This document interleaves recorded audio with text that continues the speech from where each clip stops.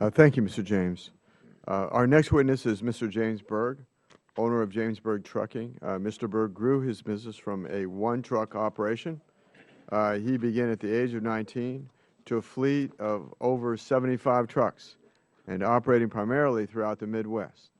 We look forward to hearing your testimony, Mr. Burg.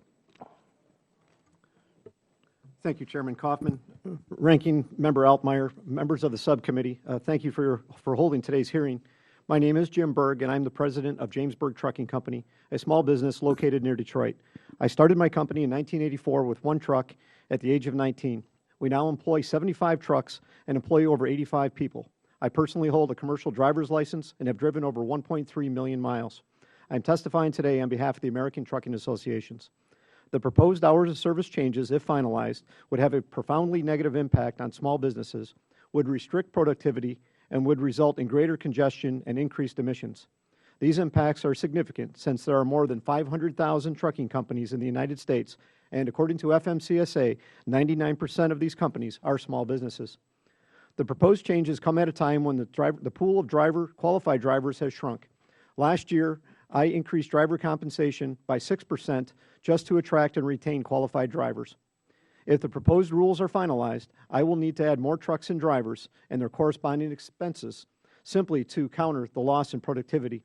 By my calculations, the hours of service changes would trigger the need to increase our retained earnings by between 20 and 25% just to maintain our current level of financial stability.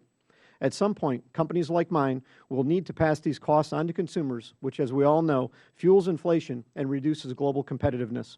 Ironically, increased costs and reduced productivity prohibit me from investing in promising onboard safety-based technologies.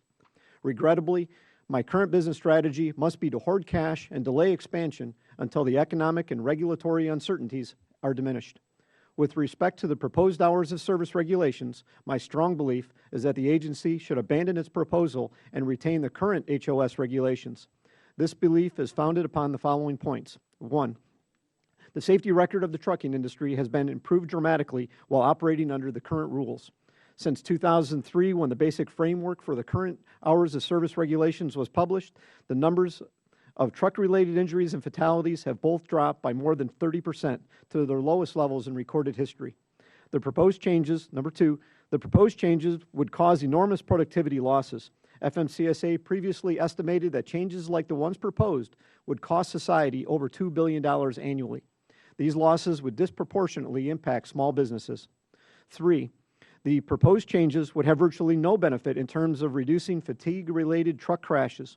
Only a small percentage of truck crashes are caused by driver fatigue, and only a very small number of truck crashes occur in the latter hours of drivers' shifts. FMCSA's own cost-benefit analysis acknowledges that the safety benefits of the proposed rules would not outweigh the economic costs. Only by adding creative, questionable health-related benefits does the agency's proposal pass the cost-benefit test. However, as explained in my written testimony, the agency has misrepresented and misapplied the sleep duration and mortality risk studies it relied on in its analysis. Hence, there is simply no scientific support for the health benefits claimed by the agency. 5, ironically, the proposed rules would trigger unintended safety consequences. Drivers feeling pressured to meet tighter restrictions would be more prone to rushing or poor decision-making. The reduction in productivity would drive a need to increase the number of trucks on the road, especially during peak hours of congestion. And finally, the resulting productivity losses would raise demand for inexperienced, more crash-prone drivers. Certain elements of the FMCSA's proposal are particularly troubling. The agency has proposed that drivers utilizing the restart provision be required to ensure that each restart include 2 nighttime periods between midnight and 6 a.m.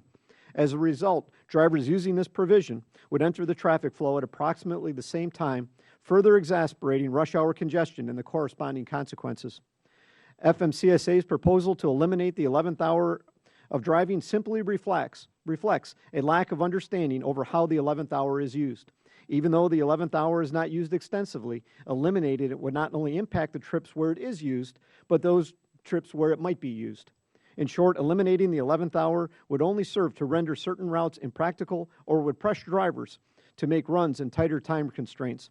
In summary, FMCSA's proposed changes to the hours of service rules are unnecessary, unjustified, and would have a profound negative impacts on the economy, particularly on small businesses.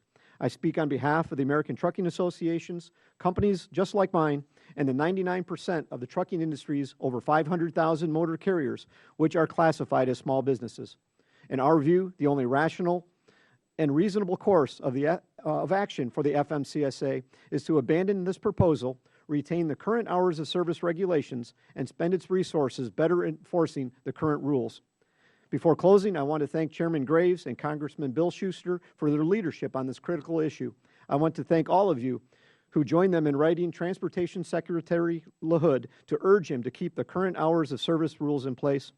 Thank you again for your time, and I am pleased to answer your questions. I owe you 24 seconds. Thank you, Mr. Burg.